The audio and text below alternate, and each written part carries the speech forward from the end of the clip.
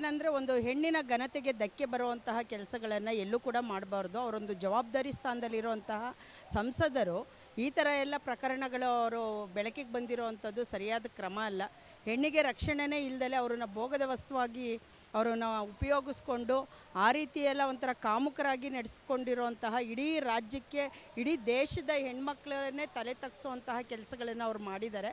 ಅದನ್ನು ನಾವು ಒಂದು ಮಹಿಳೆಯಾಗಿ ನಾವು ಯಾವುದೇ ಒಂದು ಸಂಘಟನೆ ಆಗಿರಲಿ ಅಥವಾ ಯಾವುದೇ ಒಂದು ವೃತ್ತಿಲಿ ಇರಲಿ, ಅಂದರೆ ಒಂದು ಮಹಿಳೆಯಾಗಿ ಮಹಿಳೆಯರ ಮೇಲೆ ನಡೀತಾ ಇರುವಂತಹ ಒಂದು ದೌರ್ಜನ್ಯ ಇದೆಯಲ್ಲ, ಅದನ್ನು ಖಂಡಿಸಬೇಕಾಗಿರೋವಂಥದ್ದು ನಮ್ಮ ಹಕ್ಕು ಕೂಡ ಅದು ಆಗಿರೋದ್ರಿಂದ ನಾವಿವತ್ತು ಬಂದಿದ್ದೀವಿ. ನಾವು ಕೇಳ್ಕೊಳ್ಳೋದು ಇಷ್ಟೇ, ಸರ್ಕಾರ ಕೇಂದ್ರ ಮತ್ತು ರಾಜ್ಯ ಸರ್ಕಾರಕ್ಕೆ ಕೇಳೋವಂಥದ್ದು ಇಷ್ಟೇ, ಹೆಣ್ಮಕ್ಳಿಗೆ ರಕ್ಷಣೆ ಕೊಡೋಕ್ಕೆ ತಾಕತ್ತಿಲ್ಲದಲೇ ಇರುವಂತಹ ಸರ್ಕಾರ ನಮ್ಮ ದೇಶದಲ್ಲೇ ಇರಬಾರ್ದು ಅನ್ನೋದು ನಮ್ಮ ಅನಿಸಿಕೆ. ಒಬ್ಬರು ಏನಪ್ಪ ಅಂದರೆ ಒಂದು ಹೆಣ್ಮಕ್ಳಿಗೆ ರಕ್ಷಣೆ ಕೊಡಬೇಕಾಗಿರೋದು ಅವರ ಆದ್ಯ ಕರ್ತವ್ಯ ಆಗಿರುತ್ತೆ. ಆದರೆ ಅವರನ್ನು ಯಾವುದೇ ರೀತಿಯಾಗಿ ಒಂಥರ ರಕ್ಷಣೆ ಕೊಡೋದ್ರ ಬದಲಿಗೆ ಅವರನ್ನು ಭೋಗದ ವಸ್ತುವಾಗಿ ಬಳಸ್ಕೊಳ್ಳೋವಂಥದ್ದು, ಅವರ ಅಸಹಾಯಕತೆಯನ್ನು ದುರುಪಯೋಗ ಪಡಿಸ್ಕೊಳ್ಳೋವಂಥದ್ದು ಸರಿಯಾದ ಕ್ರಮ ಅಲ್ಲ. ಇದನ್ನು ನಾವು ಖಂಡಿಸ್ತೀವಿ. ನೆನ್ನೆ ಮೊನ್ನೆಯಿಂದ ಮೀಡಿಯಾದಲ್ಲಿ ಬಿಡ್ತಾ ಇದ್ದಾರೆ, ನಾನು ಬರ್ತಾ ಇದ್ದೀನಿ ಅಂತ ಹೇಳಿ.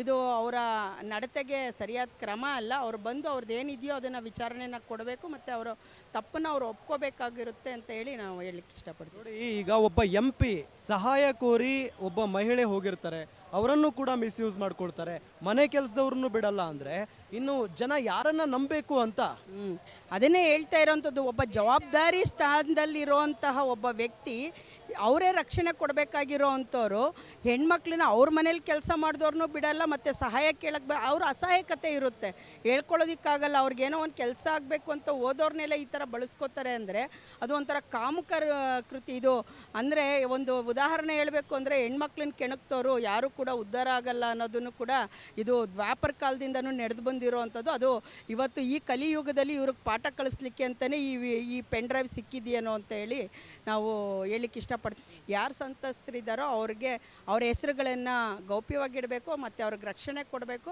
ಆ ಎಲ್ಲ ಮಹಿಳೆಯರ ಪರವಾಗಿ ಇಡೀ ದೇಶದ ಮಹಿಳೆಯರು ಇದ್ದೀವಿ ನಾವು ಅಂತ ಹೇಳ್ಬಿಟ್ಟು ನಾವಿದ್ದೀವಿ ಅಂತ ಹೇಳಲಿಕ್ಕೇ ನಾವು ಇಷ್ಟು ದೂರ ಬರಲಿಕ್ಕೆ ಸಾಧ್ಯತೆ ಆಗಿರೋವಂಥದ್ದು. ಇಷ್ಟು ಹಗರಣಗಳನ್ನು ಗೋಪ್ಯವಾಗಿ ಅವರು ಮೊಬೈಲಲ್ಲಿ ಹೊರತುಪಡಿಸ್ಕೊಂಡು ಅದನ್ನೆಲ್ಲ ಈಗ ಅವರು ಮಾಡಿರೋ ದುರಂತಗಳು, ಅವರು ಒಳ್ಳೆ ಕೆಲಸಗಳು ಮಾಡಿದರೆ ಗೋಪ್ಯವಾಗಿ ಇರ್ತೈತೇನೋ, ಇಂಥ ಕೆಟ್ಟ ಕೆಲಸಗಳು ಮಾಡಿರೋದ್ರಿಂದ ಇವತ್ತು ಅದು ಗೋಪ್ಯವಾಗಿ ಇಡೋಕ್ಕೆ ಸಾಧ್ಯ ಇಲ್ಲ. ಅವ್ರು ಏನು ಅದಕ್ಕೆ ಮಾಡಿದಾರೋ ಅದಕ್ಕೆ ತಕ್ಕ ಶಿಕ್ಷೆ ಕೊಡಬೇಕು. ಮತ್ತೊಬ್ಬ ರಾಜಕಾರಣಿ ಇದೇ ಥರ ಹೆಣ್ಮಕ್ಕಳನ್ನು ದುರುಪಯೋಗ ಮಾಡಿಕೊಳ್ಳದಂತೆ ಅವ್ರಿಗೆ ಈ ಹೋರಾಟದಲ್ಲಿ ನಾವು ಕೇಳಿಕೊಳ್ಳುವುದು ಇಷ್ಟು. ಅವ್ರಿಗೆ ಶಿಕ್ಷೆ ಆಗಲೇಬೇಕು. ಅವ್ರು ಶಿಕ್ಷೆ ಮಾಡಿಲ್ಲ ಅಂದರೆ ಅವ್ರು ನೇರವಾಗಿ ಶರಣ ಆಗಬೇಕಾಗಿತ್ತು. ಶಿಕ್ಷೆ ಮಾಡಿದ್ದಾರೆ, ಹಂಗಾಗಿ ಅವ್ರು ತಪ್ಪು ಮಾಡಿದ್ದಾರೆ, ಹಂಗಾಗಿ ಅವ್ರು ಮರೆ ಮಾಡಿಕೊಂಡು ಅಲ್ಲಲ್ಲೇ ಇದ್ದಾರೆ. ಆದ್ರೂ ಈಗ ರೆಡ್ ವಾರೆಂಟು ಮಾಡಿದ್ರೂ ಸಮೇತ ಅವ್ರನ್ನ ನಾವು ಹಿಡಿಯೋಕ್ಕಾಗಿಲ್ವ ಅಂದರೆ ಅವ್ರು ಇನ್ನೆಷ್ಟು ಬಲಿಷ್ಠವಾಗಿ ಕಣ್ಣೆ ಮುಚ್ಚೆ ಆಡ್ತಾ ಇದ್ದಾರೆ. ಈ ಕೇಂದ್ರ ಸರ್ಕಾರ ಏನು ಕಣ್ಣು ಮುಚ್ಕೊಂಡಿದೆ?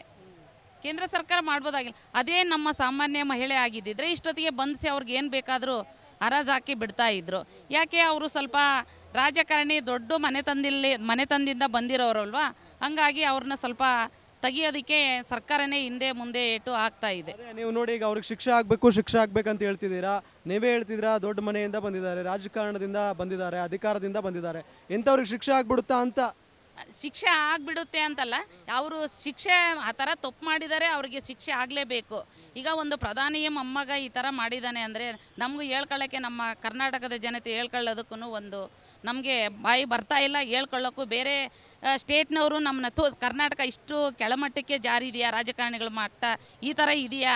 ಈಗ ಹೆಣ್ಮಕ್ಳು ಏನಾದರೂ ಆಸರೆ, ಈಗ ನಮ್ಮ ಮನೆಯಲ್ಲಿ ಮಕ್ಕಳು ಇರುತ್ತೆ, ಹೈಯರ್ ಎಜುಕೇಷನ್ ಮಾಡಿರ್ತಾರೆ, ಏನೋ ನಮ್ಮ ಮಕ್ಕಳಿಗೆ ಸಹಾಯ ಆಗಬೇಕಂತ ಏನೋ ಒಂದು ಅಧಿಕಾರಿ ಇದ್ದಾರಲ್ವ, ನಮಗೆ ಉಪಯೋಗ ಆಗ್ತಾರಲ್ವ, ಕೇಳಿದ್ರೆ ಅವ್ರ ಮರೆ ಹೋದರೆ ನಮಗೇನಾದರೂ ಮುಂದಿನ ಒಂದು ಅನುಕೂಲ ಆಗುತ್ತಲ್ವಂತ ಹೋಗಿರ್ತೀವಿ.